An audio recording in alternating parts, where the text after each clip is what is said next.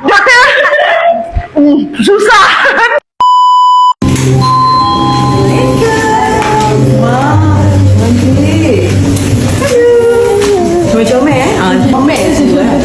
Wow, the Beauty Expert Academy. Oh, Academy. Wow, mesti dah ajar ramai orang.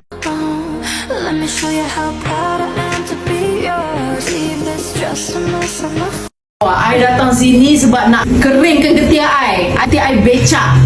Kita becak, okey? Elok-elok becak,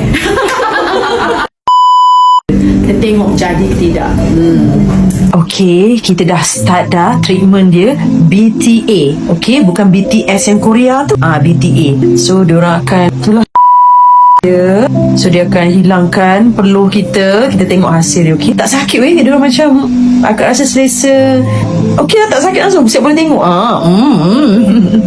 Best sebab ini masalah yang selalu sangat wanita ataupun lelaki di luar sana. Ketiak basah, tangan berpeluh, celah payudara berpeluh, celah bedah pun berpeluh. Benda tu mengganggu dan mengeluarkan bau yang tak elok kan, tak sedap kan. Jadi untuk menghilangkan aib itu, datanglah ke sini.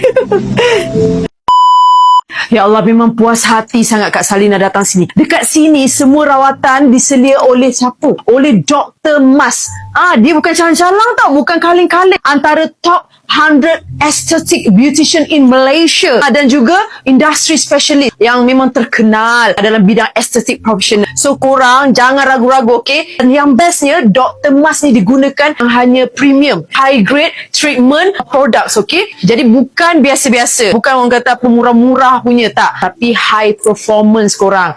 Formulation yang memang setanding klinik. Sebab tu setiap kali perawatan dekat The Beauty Expert Aesthetic ni, kulit bukan saja dirawat tapi memang betul-betul transform.